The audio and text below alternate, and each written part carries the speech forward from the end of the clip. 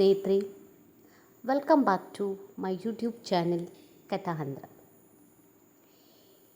ಆಧುನಿಕ ತಂತ್ರಜ್ಞಾನ EVM ಆಧಾರಿತ ಸಂಸತ್ ಚುನಾವಣೆ ಶಾಲಾ ಮಟ್ಟದಲ್ಲಿ ಮೊನ್ನೆ ಸರ್ಕಾರಿ ಹಿರಿಯ ಪ್ರಾಥಮಿಕ ಶಾಲೆ ಕುಕ್ಕುಚೆಯಲ್ಲಿ ನೆರವೇರಿತು.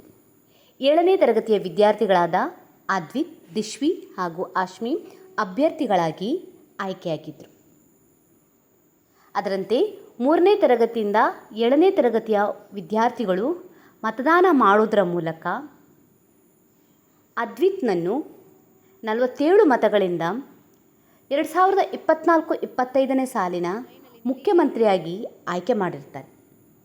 ಅದೇ ರೀತಿ 44 ಮತಗಳಿಂದ ವಿರೋಧ ಪಕ್ಷದ ನಾಯಕಿಯಾಗಿ ದಿಶ್ವಿ ಆಯ್ಕೆಯಾದರೆ, ಶಿಕ್ಷಕರೆಲ್ಲರೂ ಸೇರಿ ಇನ್ನುಳಿದ ಮಂತ್ರಿಗಳ ಆಯ್ಕೆ ಅಂದರೆ ಮಂತ್ರಿಮಂಡಲದ ರಚನೆ ಮಾಡಿರ್ತಾರೆ. ಶಿಕ್ಷಣ ಮಂತ್ರಿ, ಆಹಾರ ಮಂತ್ರಿ, ಕೃಷಿ ಮಂತ್ರಿ, ನೀರಾವರಿ ಮಂತ್ರಿ, ಸಾಂಸ್ಕೃತಿಕ ಮಂತ್ರಿ, ಹೀಗೆ ಇತ್ಯಾದಿ ಇತ್ಯಾದಿ.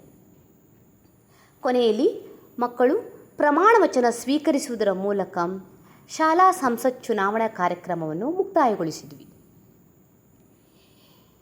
ಈ ವಿಡಿಯೋ ನಿಮಗೆ ಇಷ್ಟ ಆಗಿದರೆ ಹಿಂದೆ ಲೈಕ್ ಮಾಡಿ, ಶೇರ್ ಮಾಡಿ, ನಿಮ್ಮ ಸ್ನೇಹಿತರಿಗೂ ತಿಳಿಸಿ. ನೀವಿನ್ನೂ ನನ್ನ ಚಾನಲ್ಗೆ ಸಬ್ಸ್ಕ್ರೈಬ್ ಮಾಡದಿದ್ದರೆ ಹಿಂದೆ ಸಬ್ಸ್ಕ್ರೈಬ್ ಮಾಡಿ. ಇನ್ನು ಹೆಚ್ಚು ಹೆಚ್ಚಿನ ವಿಡಿಯೋಗಳಿಗಾಗಿ ನಿರೀಕ್ಷೆ ಮಾಡಿ. Thank you for watching. Bye.